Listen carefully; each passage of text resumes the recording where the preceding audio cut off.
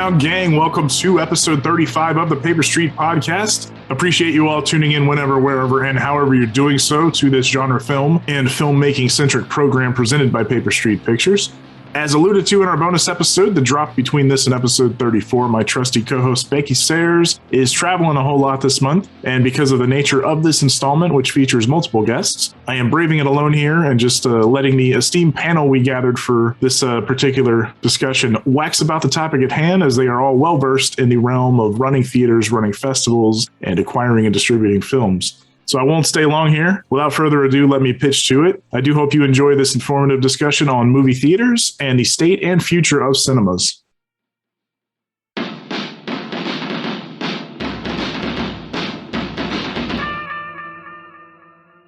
I am joined on this episode by a trio of talented folks. Introducing first, she is the acquisitions manager at Screen Media Ventures, a former programmer at festivals like Fantastic Fest and South by Southwest, and serves as the festival and promotion specialist for the independent and genre film consulting company Blood Oath. She is Logan Taylor. Welcome, Logan. Hi, Sean. Thanks for having me. Thank you for being here. And we were also joined by the acquisitions guy behind Cinedigm, formerly with Fangoria, former executive director of acquisitions and distribution at Good Deed Entertainment and Cranked Up Films as well, among other spots, and a fellow partner with Logan at Blood Oath. He is Brandon Hill. Welcome, Brandon. Hey, Sean. Glad to be here. Glad to have you as well. And rounding out this esteemed panel is the co-founder of one of Paper Street's favorite genre festivals, Panic Fest, and he is the owner-operator of the historic Screenland Armour Theatre in Kansas City, which hosts said festival. Welcome, Adam Roberts.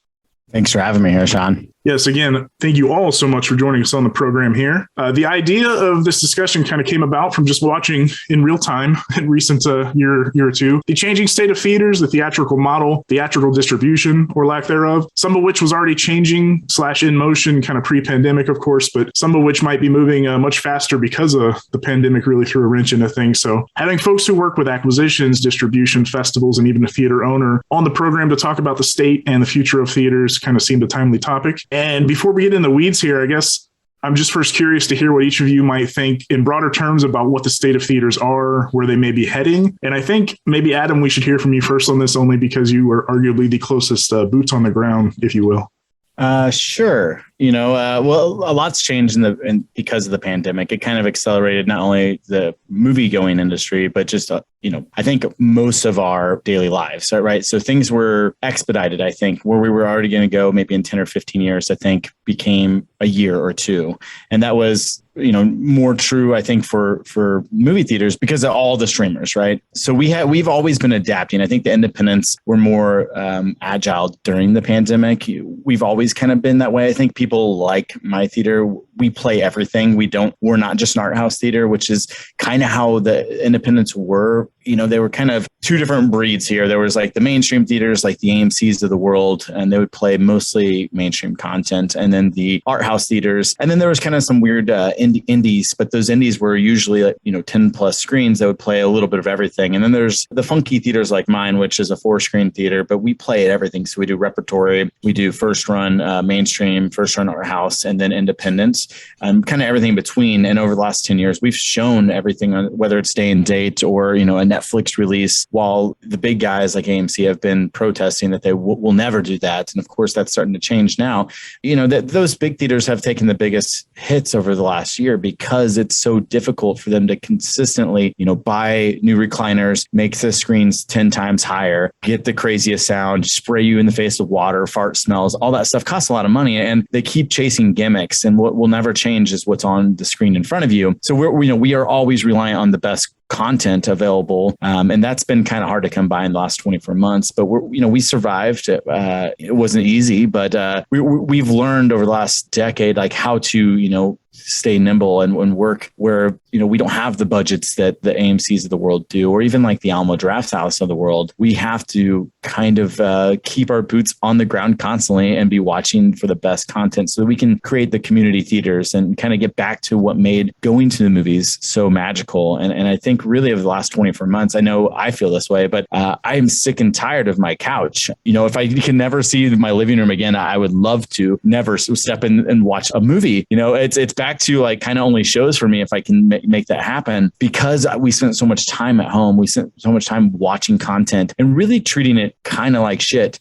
because nobody makes movies for you to watch and hit pause and walk away and maybe finish it, maybe not, or have a meal break or whatever. People make movies so you can have the magical experience when the lights go down and you're in a theater, whether it's by yourself or with a packed audience, and have that roller coaster ride experience, which cannot be replicated at home. Doesn't matter if you have an 8K 25-foot screen at your house with Dolby Atmos. It's not the same because you don't have the person next to you who's jumping out of their seat, or in that shared moment of, relief and laughter together. And it really does change the experience and how the enjoyment of watching movies. And I think if you're a festival programmer and you watch all these movies, in not great circumstances, often alone on a computer, on your house, on your TV if you're lucky, and you have to really put yourself in the mindset when you're doing these individual experiences of what it's going to be like with a full theater and how that movie will really play with an audience, because that's what the movie is made for. And it's really tough, but it all goes back to movie theaters. I think we're all on this podcast here because we love movies and we love going to the movies. And I think, it's going to always evolve and change. But I think we're also on the cusp, because of this expediting process of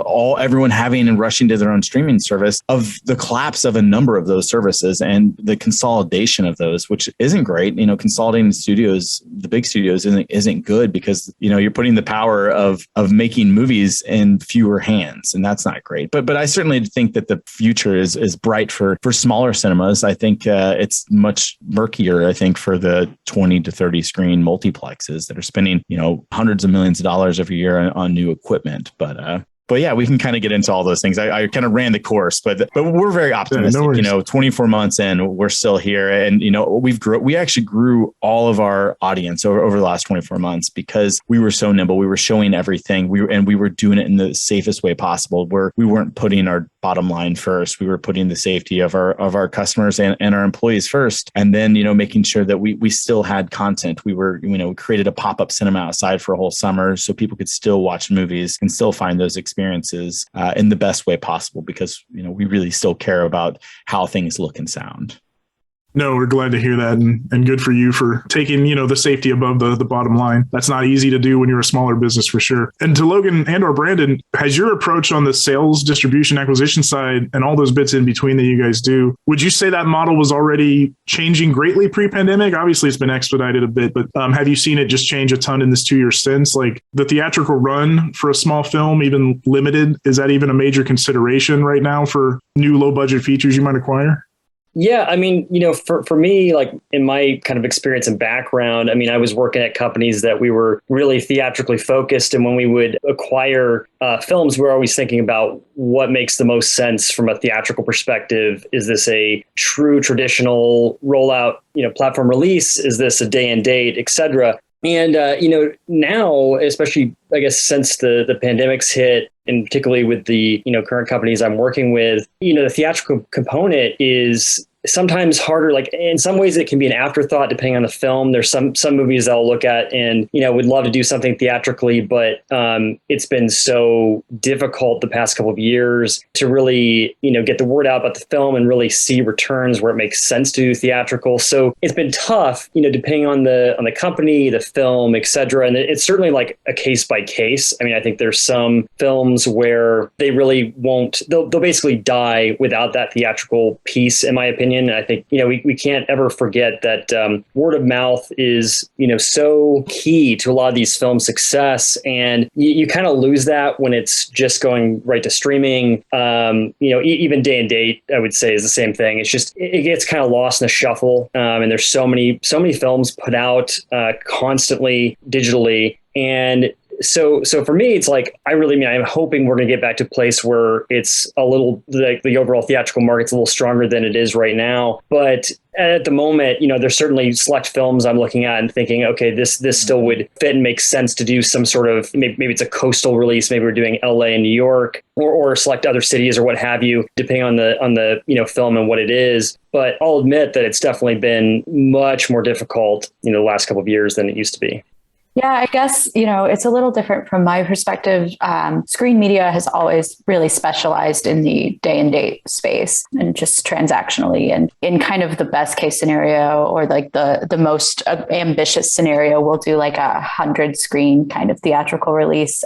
But usually it's more like just, the 10 major markets type thing. So honestly, The pandemic was really great for us. And I know that sounds like a pretty rough thing to say, but in terms of our model, it really brought, more eyes to our content. And, now we're in the position of trying to kind of readjust and reconsider what that looks like in terms of people going back to theaters. And like Adam was saying, being really eager to get back to theaters in a lot of cases, and just re-eventize that process. And so, we're having to take a kind of different lens of the films we're looking at to think about, how do we make this a special enough event for people to go to theaters, or how do we make this a valuable enough day and date title for people to pay money for it when there's so much that they could just watch for free on the streamers. So it's an interesting space to be in, but that's kind of the fun challenge. And I think there's a home for both worlds, and I hear Adam on the desire to get out of the house and go see things, but I'm also so spoiled now. And I just want everything to be available to me at the touch of a button. And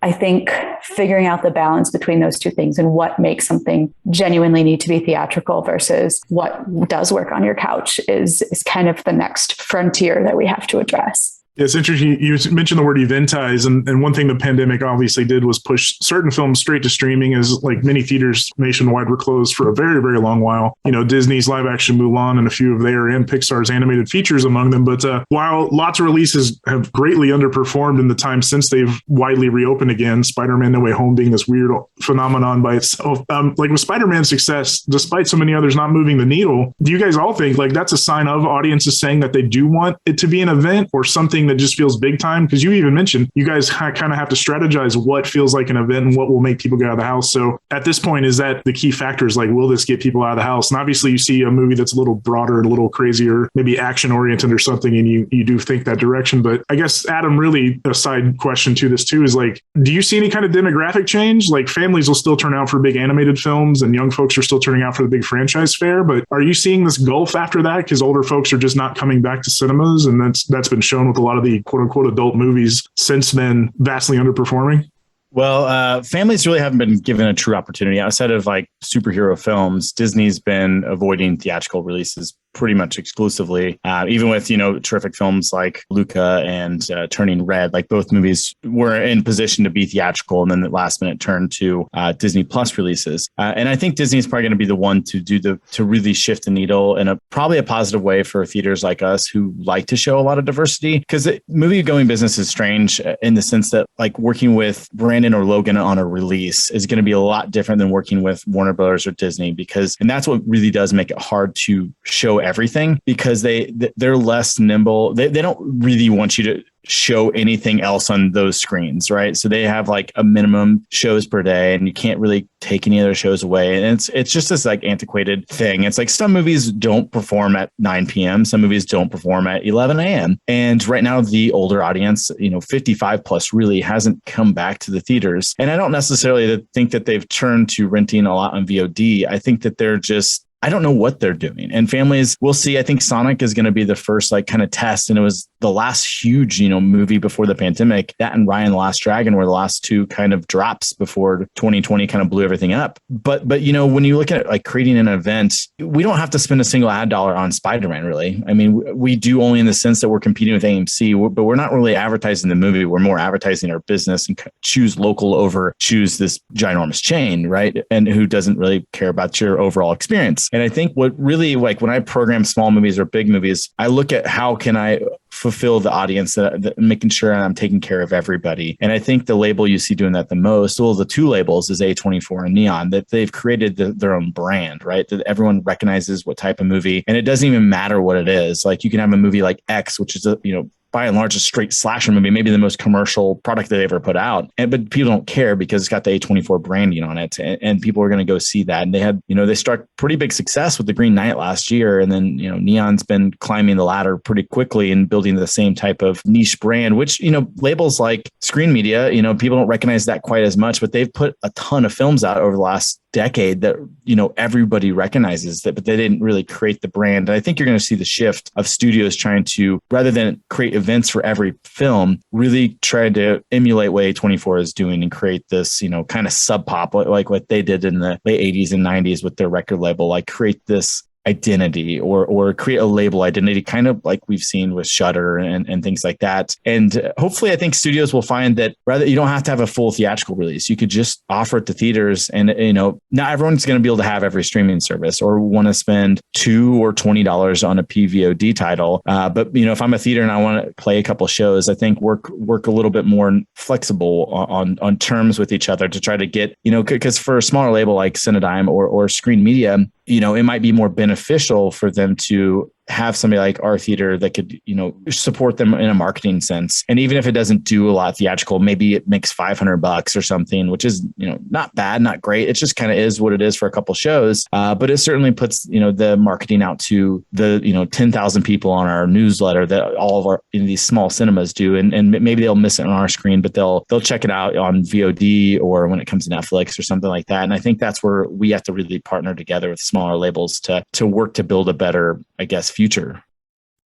Yeah, I love what you were saying about creating a brand as kind of the other method or strategy for putting out theatrical content. And, I'm sure Brandon can speak to this too, that, establishing a brand for these are kind of smaller growing distribution companies is definitely tantamount and something that we're focused on, right? But yeah, there's also a huge pattern that comes up in terms of the movies that we're saying have done well theatrically and that I think will continue to do well theatrically. I mean, obviously spectacle, obviously action, comic books, the mainstays make sense. But when you see things like X do well, it makes you realize that like putting something out there that has edge, has twists, has something that's not immediately describable, I think is another reason that people go to theaters, right? It's that word of mouth that Brandon was talking about, where people say like, you have got to see this. Like, no, you can't wait 2 more weeks for it to come out on Amazon. Like, you've got to see this now. And that kind of sense of urgency that you can't really create unless you're putting out something that's really original. And I think that's part of the brand building too, right? You have to find a way to put out those original versions of things that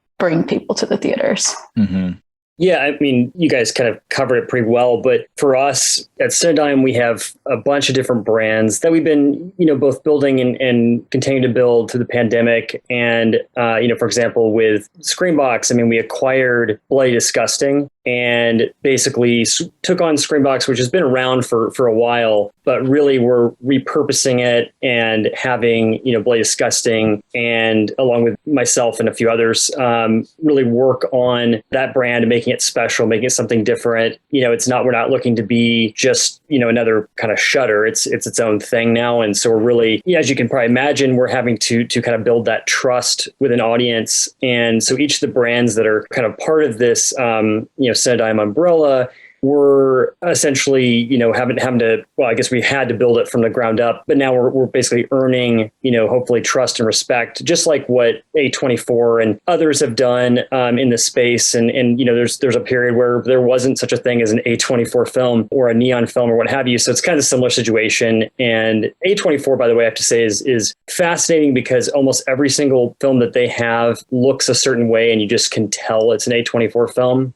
Which I think is, hats off to them because they have a really good, marketing group and team to know exactly what that brand is and identify it very quickly on all fronts. So I think, there's a lot to be said for that. And I think others are doing similar things in their own way. And they kind of figure out what their brand is and what they want to do from a releasing side. And, certainly on our end, we're always trying to be thinking of what each strength is for each brand and what's going to make the most sense for each brand. And then at the end of the day, if there's, films that come across that they may be good, but they're not strong enough for our brands or something that we want to do with the company, I guess, overall, then, we're not going to probably pursue it. But I do think, going back to the word of mouth and all of that, I think that's just going to continue to be more and more important for any of these indie films to really break out. And Sean, you'd mentioned Spider-Man. Spider-Man is, it's great that it was successful and all, but I'm kind of waiting to see if there's going to be another, kind of Parasite situation. I'm hopeful that there will be, and that there's going to be other,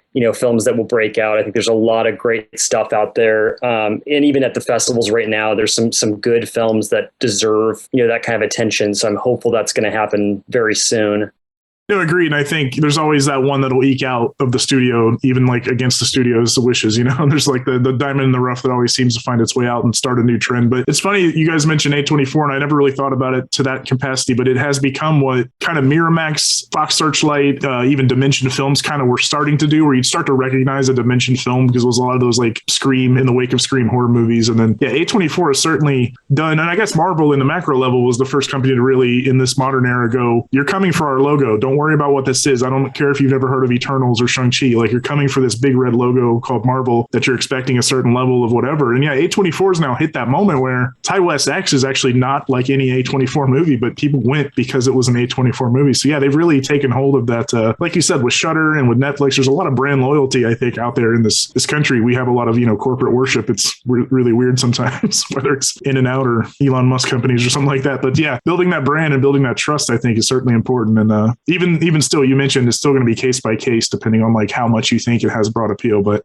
yeah. Well, I think what's even, more fascinating, you look at A24 and this is kind of how the world is going to the movies, is still like, what the hell is actually going on here? Last year they had The Green Knight, which came out in the summer and was a kind of a old school kind of platform release where it went to the coast and then it expanded after the next couple of weeks. And that was a 2 hour and 10-minute movie that was, but I guess like their closest thing, like the A24 version of maybe a Marvel movie, I guess, but very much not a super mainstream movie, right? And then you had, and that was still, people were trying to really figure out what the pandemic was. And then at the beginning of this year, when the surge of Omicron was going on, post Spider-Man, which we all knew was still going to do well, I think people were like, I will die to see Spider-Man, right? In January, we had Scream get released. That movie outperformed all expectations. It made $80 million. And then we have X coming out in March, and it's only up to 8 million right now in its second week release. So you had a movie and X is, like I said, probably the most commercial movie with the biggest stars A24 has ever had in a time that's like, we're all saying is like post pandemic, and it only did $8 million in 2 weeks, where Green Knight, $18 million, and had no real star power and was kind of this weird fantasy movie that was, in the kind of the beginning comeback phases of the theater. So it is still just like, even a brand like A24 is still thinking, and this week, they had their new movie, Everything Everywhere All at Once, open in 10 markets, and it was their biggest per theater ever. So it is still like, that doesn't mean the movie's going to go on to be a smash, $100 million success or anything, but it is still like this, like, why didn't this, and certainly if you're Ty West, you're like, I will never get a break. I can't make the most commercial movie and have it be successful, even with the best reviews and all the buzz coming out of South by. So it is still like this, like, weird thing happening. That I don't know if that means that, that movie should. Certainly there's a place for this, because Jenna Ortega was just in Scream, and Scream made a ton of money when less people were going to the theater. So it is just like this weird, I don't know, everything. I think maybe we're like 6 months away from things really like everyone feeling comfortable and going back like on a more consistent basis, not just like every couple of months or when this one particular release really does well. But I think for us as the indie theater, there are still like big successes happening.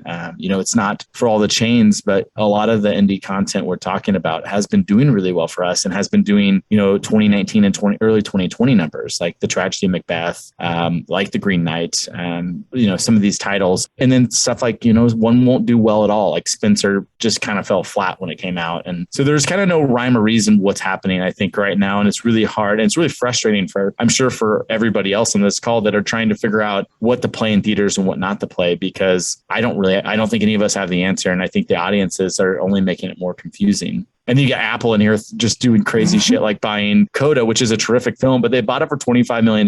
And I don't know what it did very few anything in theaters. So it's like, I don't know, when they do stuff like that, it just blows up the market even more. This small movie, buying it for this huge amount. Of course, it won the Best Picture, but a year ago, no one knew that was going to happen.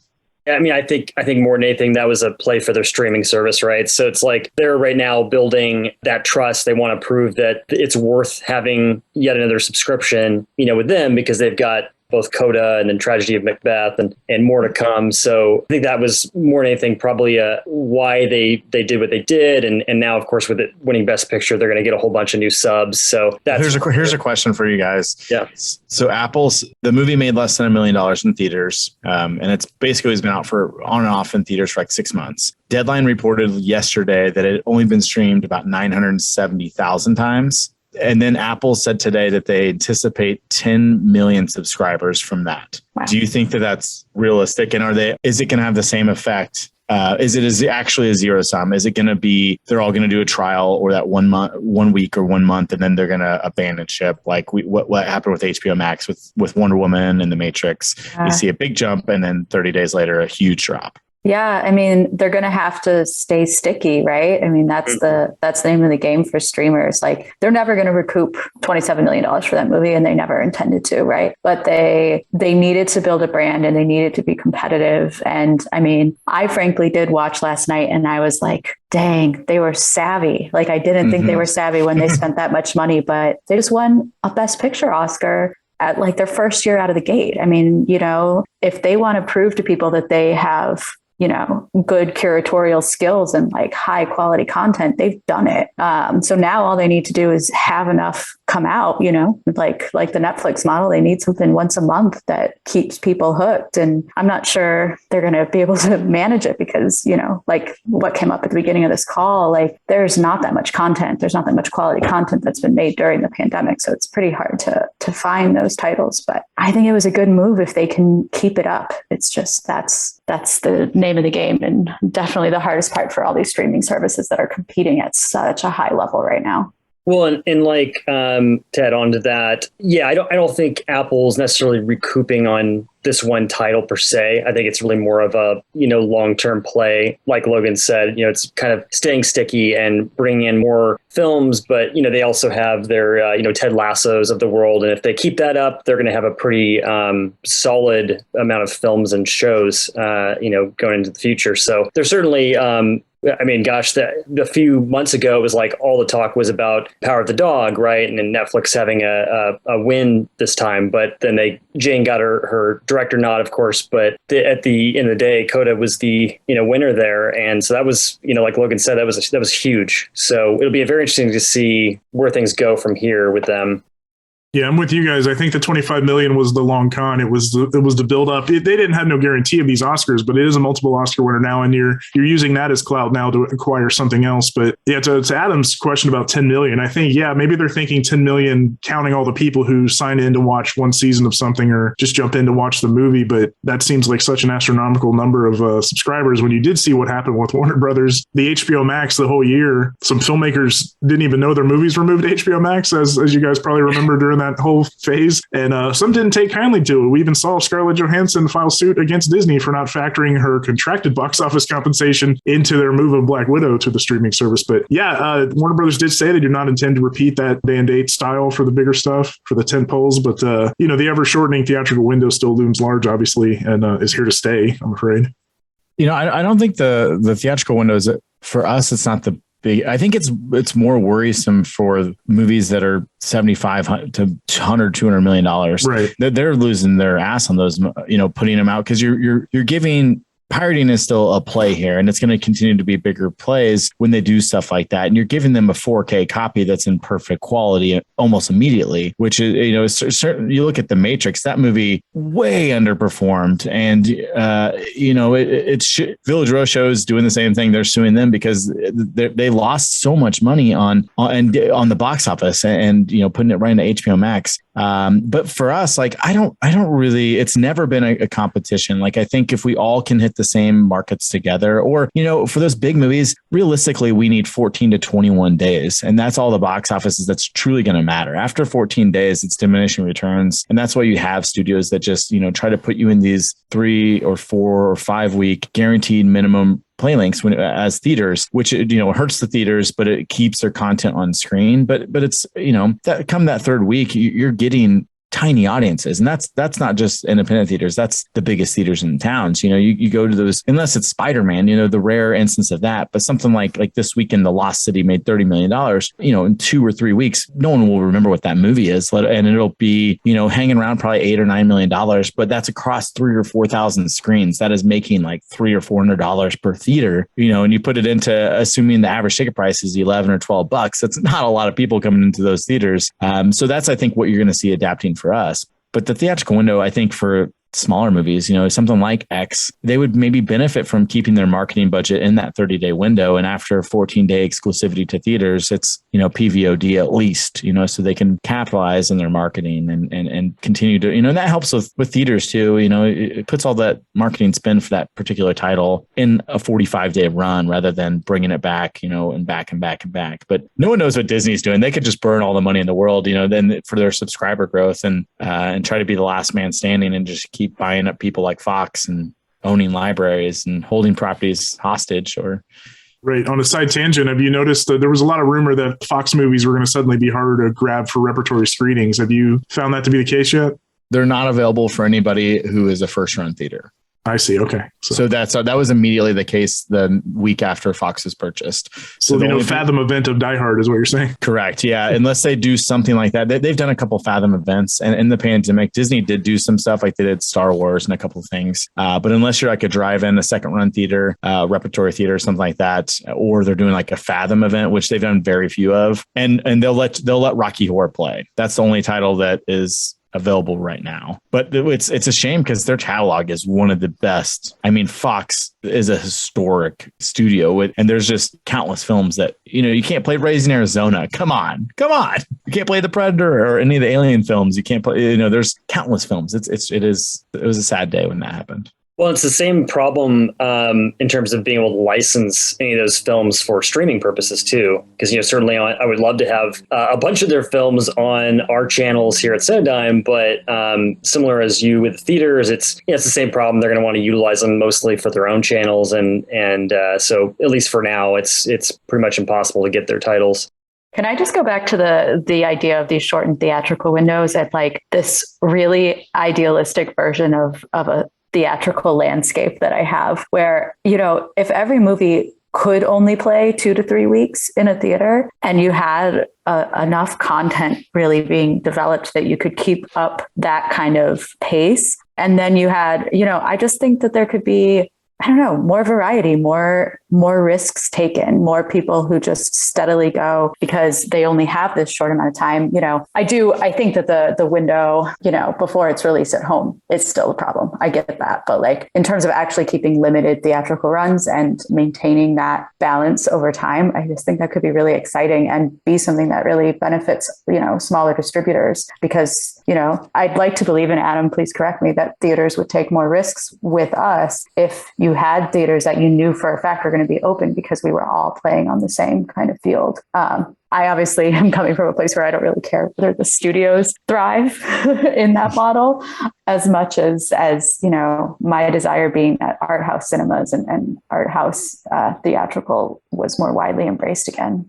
Yeah. I think that's correct. I mean, I can't speak for all independent theaters, but I've been on a number of conversations and email chains, and over the last 2 years as things have been evolving, and we all kind of feel relatively the same. The theatrical window, yeah, it's great though if it's there, but it's certainly, if you're a big chain, you have huge debts, and that's tough. But that's why you saw, AMC and Almo and those types of brands launch their own VOD services so they can get in on that. That's why they created their own movie passes, right? Because they're just creating their own memberships basically so they can keep that revenue coming in so that, and then you got AMC doing weird shit like buying a silver mining company just to like diversify their portfolio. I don't know, just the weirdest stuff happening with the big people. But I think for us, working together and finding a balance to where we don't have to play it like these old weird rules. I mean, getting into like having never worked in a theater and then owning a theater 10 years ago, my mind fucking blew up. And I think filmmakers, I don't think understand distribution and why things do or do not happen. And because there's so many things that are just happening that nobody wants to change for no reason. And it's just like these weird industry standards that are just antiquated and annoying. And I think that they're slowly starting to change. And I think strangely, Disney is going to probably be the one to lift a lot of these rules. But I don't know. Well, to that point about changing, I kind of want to ask a question on Logan and Brandon's side. There's no rhyme or reason. I'd love for like Everything Everywhere All at Once to be that Parasite that Brandon mentioned, that next one where the word of mouth is so incredible because it is so far. And like you said, the per theater averages are great too. we'll see another one of those. I'd love it to be something like that. But do you guys think that there's a need to just readdress the entire marketing and promotional strategy for features? And I ask that because before 2 years ago, we were getting 20 plus minutes of trailers in front of other releases that would alert us to like what was coming up. And, with not many people returning to cinemas at all, they're not necessarily getting that heads up in the same way. And is there any talk of just new methods beyond the old standbys of like TV ad, billboard ad, bus stop campaigns, and that type of thing? Like obviously with more targeted advertising through social media and such, like, is that a major conversation right now in the acquisitions world? Not at least on my end, not as of yet. I think maybe that will change in the near future. But I mean, one thing we're doing a lot of is utilizing what we have organically. For example, because we own Bloody Disgusting, we can really talk to that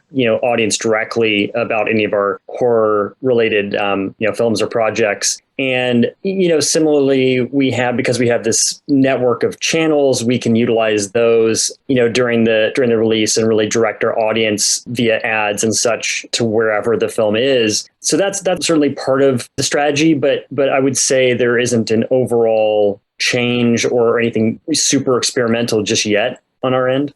Yeah, I mean, that's definitely the experience I have so far at Screen Media as well. And like Brandon, I'm on the acquisition side more than the marketing side. I'm not involved once it gets to that point. But I do think there is a place for, and I am hopeful for this, for the future, for festivals to play an even larger role in that process. And I was thinking about this when we were also talking about A24 movies and how in recent years, like Adam was saying, like Green Knight was supposed to open South by Southwest 2020 when everything fell apart.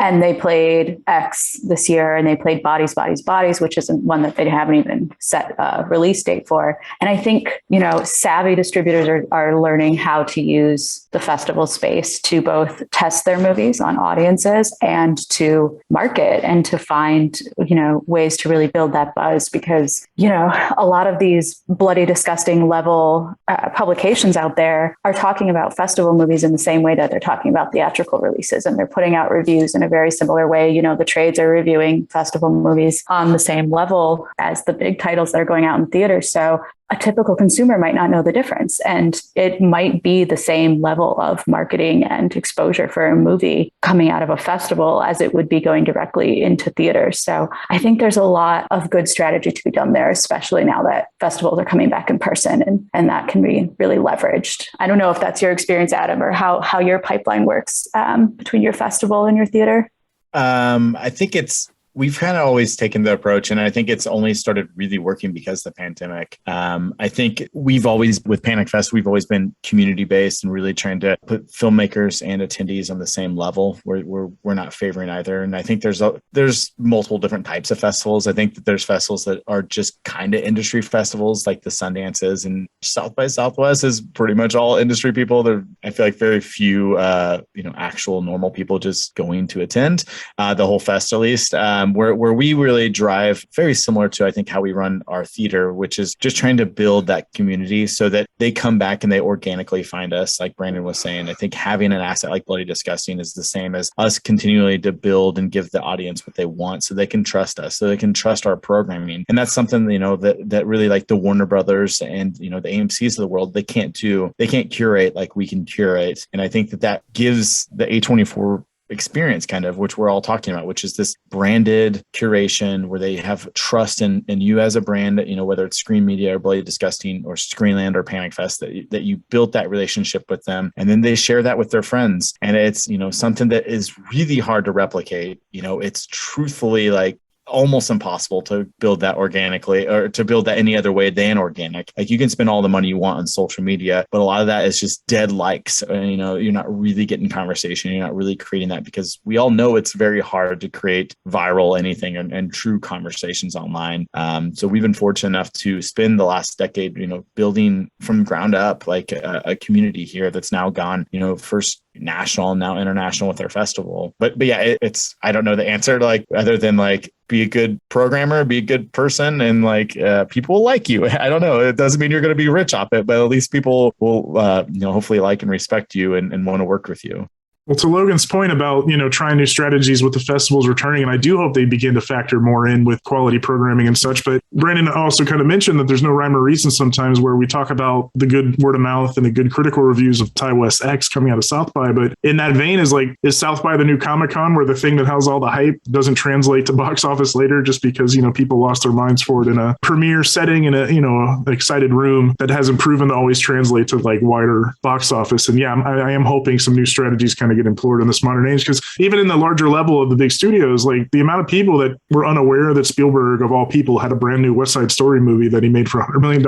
And there's a lot of people that were claiming they saw no marketing for that. And they had no idea there's even a new movie. So it's happening at that giant level. It's still happening at the lower level too, where I think we haven't cracked the code on what that exact proper buzz is that makes a Parasite blow up to $100 million movie. But I'm hoping there's some more forward thinking and the festivals do play that larger part. Yeah, I'm not even sure that there will ever be a way to perfectly reason that, in the sense that, for example, every single fest, not even just South by, but Sundance, Toronto, etc. There's always those titles that a lot of the buyers, Logan and I, when we're at the fest, will be buzzing about, saying this is the greatest film they've ever seen, etc. And some of those films, after they get out of the fest run, are never really seen or heard from again, so to speak. Audience didn't really respond to the film releasing, and then it just kind of dies. But then there's other times where something will really be truly a landmark, like a Parasite, which I think most of us who saw it before it got to general audiences knew it was special and loved it, but it didn't necessarily mean it was going to do as well as it did. I mean, it did incredible.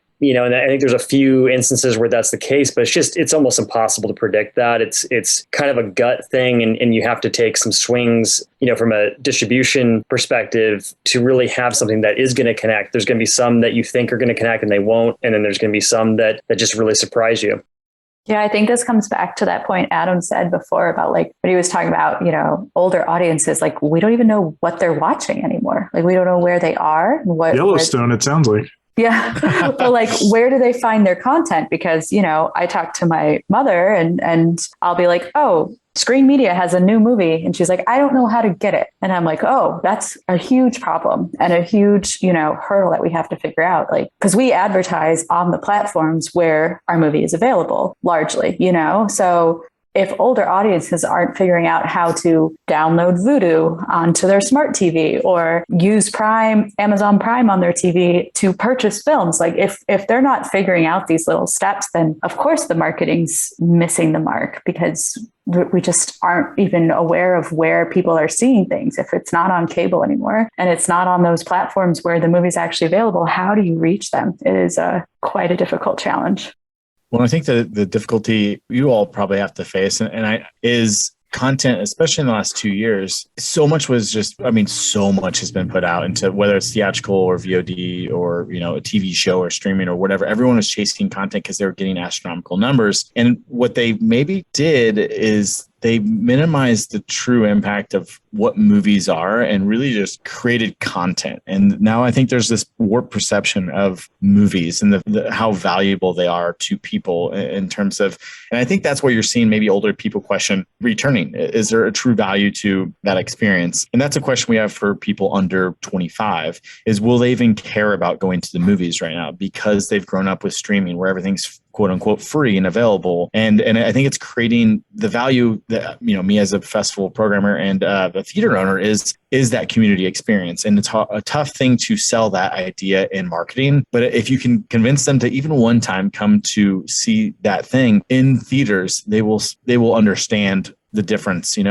I remember a couple of years ago, the Jim Cummings, his first film, which won South by Southwest Grand Jury. It was called Thunder Road, and it was a terrific movie. Nobody wanted to fucking buy it. They didn't know what to do with that movie. So he released it himself, through his production company, Vanishing Angle. And it was just this movie had all the buzz, played a bunch of other festivals, won even more awards, and was incredibly well reviewed. I don't know what it ended up with, but it had these great reviews. And you couldn't, that was 2018 is when that came out. And you couldn't drag somebody that didn't know about this movie that played all these festivals. And, he eventually kind of carved his own little brand out doing it. And it did pretty well, him kind of taking it on a 4-wall tour. But that's this movie that did everything right. The original short film, I believe, won Sundance, right? And swept everything right there. And it's like, I don't know if that guy can't do it. And, off of this great success, it's just kind of a question mark. Like, do festivals help? Sometimes, but then sometimes like you get Thunder Road and no one wants to touch it and you self-release it. And it did, I think it ended up doing like $500,000 theatrically, but that was like grinding it out to really do it. And I don't know. I feel like we've tied ourselves in so many knots. It's like we come up with a solution and we're like, but only sometimes. Yeah. Which is when I said crack the code, I know there's no true code to Brandon's point. Like, it's just, I'm hoping we can, I don't even want to say like analytics and algorithms are going to be the answer to it. Cause even that there's just no guarantee because audiences can be fickle and things can just not hit at the right time and place. But it's just been a weird scene between, the big franchise fair doing what it's supposed to do and everything else just sadly underperforming kind of since theaters reopened. But I'm with Adam. I'm glad to hear that on a lower end of things and not being like an AMC, that he's not been affected nearly as greatly as they have. And to Logan's point, who cares, right? Like they diversified their multi-million-dollar, billion-dollar corporations. But I guess another kind of angle of it is, we were talking about streamers, and they're spending up to 70% of the revenue right now on purchasing this new programming. And of course, they're competing now with theaters, with people's cell phones, with everything else, and their own competitors in the streaming space. But like at some point, they've all plateaued, and Netflix has taken huge losses. I mean, they've even in the end of 2021, they were announcing like some of their biggest ones. But do you guys think that they'll change their buying strategies? Do you see that even changing right now in the pandemic, the way they're going about it? Because you just keep seeing huge movies. I mean, even we were talking about Turning Red earlier, the very week that like Batman and Turning Red came out, Netflix also put out the Atom Project. So they're still putting out these things that have buzz for a minute and kind of get forgotten. I mean, I feel like, and someone correct me if they know better, but it feels like Netflix is pivoting more towards their originals and buying less, completed content and just actually getting on board with huge auteur talent and big creative names and giving them all of their creative control rather than buying things after the fact. I feel like that might be where streaming is moving, right? Once they've established enough of a subscriber base to feel like they know what their revenue stream looks like stably. So maybe that is the long game that companies like Apple Plus are really aiming for, is to just get into the space of being their own mini studio that's streaming directly rather than theatrical, right? So maybe that's what the plan is, but I don't understand exactly how they make the quality and scope of films they're making with the cast and directors that they're working with and still make money either, frankly, because, a mini studio with the amount of money that Netflix makes could only put out like 5 of those a year, certainly not 1 a week. Well, that's, I guess, why the pricing changes for subscriptions, right? So that's certainly part of it. But yeah, I think to your point, Logan, Netflix is certainly, even the last several years, has really been shifting more and more with the original side, licensing a lot less from, distributors like us. And, there'll be a few here and there at the various festivals that they will chase, but it's a lot less than what they were doing now that they've got their own model. They've got plenty of stuff happening all at once. I forget what Ted Sarandos was saying about being their pipeline being like a year ahead or something like that in terms of what's already kind of done and ready to go for the next year. So, certainly they've got their own thing, but each company is a little bit different, or each streamer is a little bit different. And some are continuing to take bigger swings and are going to pay a lot for fest titles. But I'll admit, I like some of the years where I'll go to, Sundance or South by or whatever, but not having to compete on every single movie with a Netflix or an Amazon. Like there was one of the years a few years ago where Amazon was literally going after everything I was trying to get, and hey, power to them. But they also spent just a ridiculous amount, on each of those movies. And I think some worked out better than others. So just like any other company that has that happen, they have to kind of re-gear and figure out what their next strategy is. So I think it honestly, like for each of these streamers, it's a little bit different. Like some are going to be focusing on originals. Some are going to be, doing a mix of original and stuff that they acquire that's already finished, or, doing some pre-buys. And then there's some companies doing, a lot of like backstops. So essentially buying in on a film, but they're not necessarily going to have the film per se once it goes out to the market, because there'll still be people that may bid on it, but at least kind of gets them involved with these projects early and get their credit on it and all of that.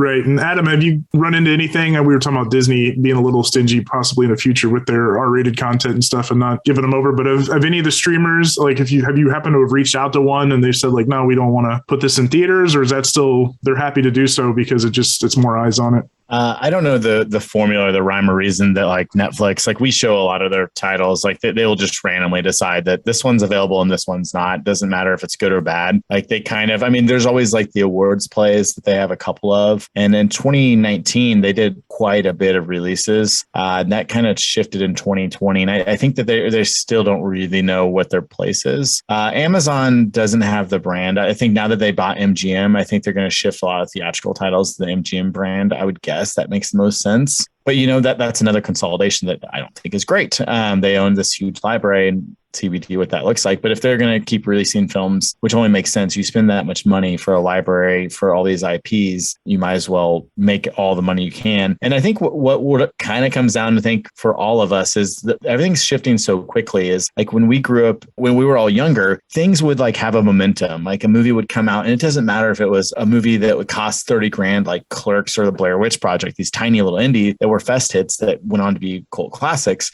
or if it was a movie like, I guess you look at like something like 10 Things I Hate About You, which was probably a $15 million studio movie at the time, or a shitty movie like 2000 Godzilla. Those movies would all have this like actual momentum up to their release. So sometimes you get a fest play and there'd be people sprinkling, and it would build up to the actual release of the theatrical window. And the theatrical window was only, it doesn't really matter. But I think what the streamers are getting wrong, why it doesn't really matter, why they're constantly going to be chasing things and putting things out every week, is because they've made it worthless by putting 2 or 3 or 4 or whatever the fuck a week, all of them, that it's worthless. People are just going to, the next week, 5 things are going to replace it. And nothing's memorable, you know, partially because you could stop it and never finish it, pause it, or be on your phone the whole time, lights up. It doesn't really matter. You're not treating it like a movie. You're just treating it like background noise a lot of the time. And we're all guilty of doing that. But like, there's no build up to the actual release. Like half these things that come out, we don't even know about them until like maybe a week before. There's no marketing or fanfare. They just kind of get dropped. And so the longevity of these like catalogs they're building are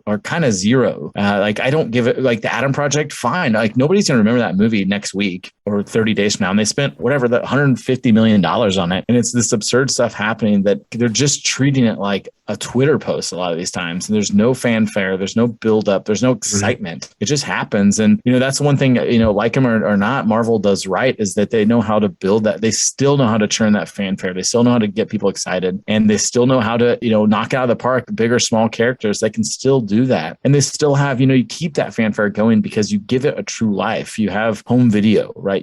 That's still a market. There's still people that rent videos and buy stuff. And, you know, Disney's kind of getting rid of that in a way, but they're still like one of the biggest players in the home video market. And that keeps their brands feeling tangible, feeling like a real film, where Netflix will still do, like, you know, you'll still see a movie like Roma hit DVD, and that feels more real. And I think we all remember that movie because it did play theatrical. It did have this life that was bigger than most their catalog films. They might treat 4 or 5 movies like that a year, but I think they're going to have to start changing how they do this so that they can actually make money, so their catalog has value and isn't just an endless cycle you stream through. And I think that's what Brandon and Logan's companies both do quite well, is that they do still curate. They still give a shit about what the poster looks like, and they still give a shit about whether the theatrical experience is day and date doesn't really matter. You still treat it like the movie is worth something, that you still value that movie being released, and you still care about the after release fact, which I don't think a lot of these streamers really do.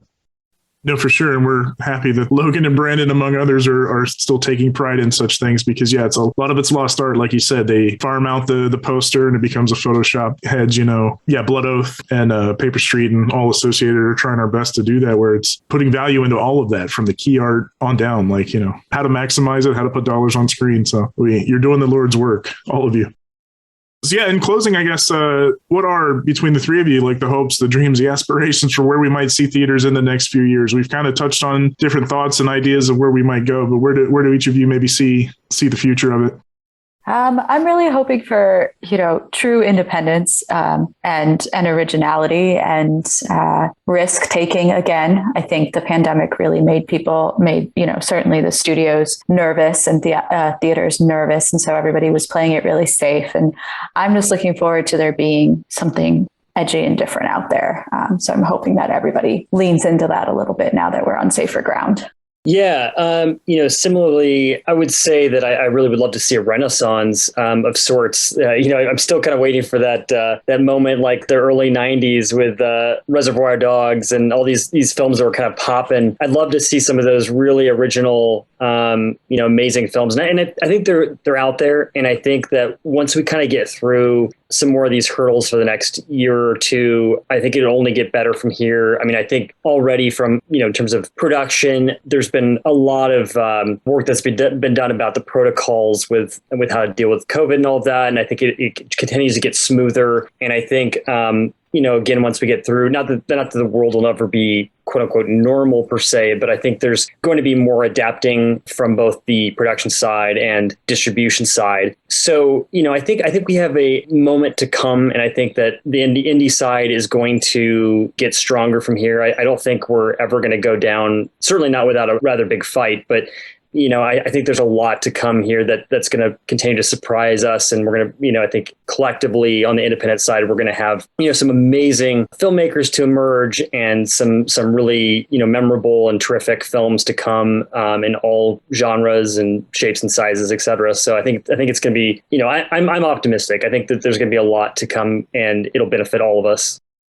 Yeah, I think everyone said pretty much the same thing. I'm hopeful that, coming out of the crazy world of the last 2 years, that people want to have those human connections. I think part of that human connection is either seeing a movie in a theater or going to a festival, but most importantly, like talking and sharing those ideas with other people that are like-minded so that you can grow films, that you can create new cult classics or new fan favorites. And it doesn't have to be, just the big labels that are doing it all, that we can all kind of like the vinyl records and even the cassette tapes, we can have this analog resurgence, which so much of that is, in the community aspect and is really like, we talk a lot in our industry about like raising different voices up. And it's a tough thing to accomplish, but the best way to do it is to do it together, to do it really as a community. And I think that involves theaters working with streamers and theaters working with VOD platforms and really finding the best way forward so we can get as many great films out there as possible and seen by the most amount of people. Because that's, at the end of the day, that's what we're all doing. We all want to have that same experience that we all had at some point when we were young people that really, blew our minds and made us want to make movies or to distribute them or to show them theatrically. It's all goes back to that same, childhood memory, I think, of the dark room with, popcorn or candy and watching something really transport you to another world. And I'm optimistic that that'll never change, and that people will, especially young people, will find out that, there's a lot that the home experience cannot supply you, and come support some new weird and interesting ideas at the movie theater or at a film fest. Here. Yeah, to Brandon's point, there'll never be a lack of, great independent filmmakers out there grinding and making the new stuff. And to your point, there's just nothing that beats the movie theater experience, the shared communal experience of it. Like you said, the highest quality of sound and visual, it can't be matched when it's a packed house for some people are excited for. So yeah, I'm optimistic about it too. I appreciate this conversation, certainly from all three of you, have helped keep me optimistic about it. I'm glad to hear that the work is being put in from all sides of it to keep it going. So once again, thank you to Logan Taylor, to Brandon Hill, and to Adam Roberts for this very informative conversation. I hope you guys learned something and gave you some ideas for the future, and hopefully you have the same optimism we do about the future and the state of theaters, and hopefully you get back out there and see some stuff. And again, thank you all three for being on the show with us. Thanks for having us, too.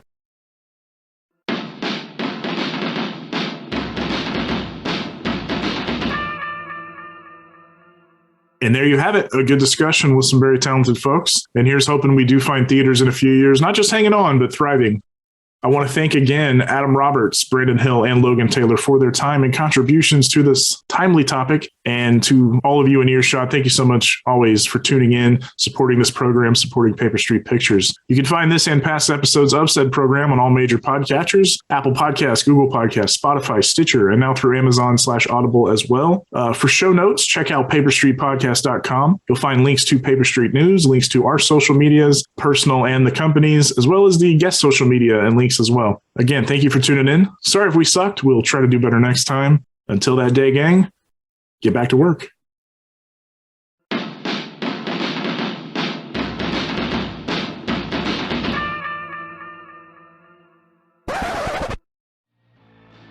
This has been a Paper Street Pictures presentation. For more information on Paper Street, please visit paperstreetpictures.com. For professional inquiries, please email info@paperstreetpictures.com.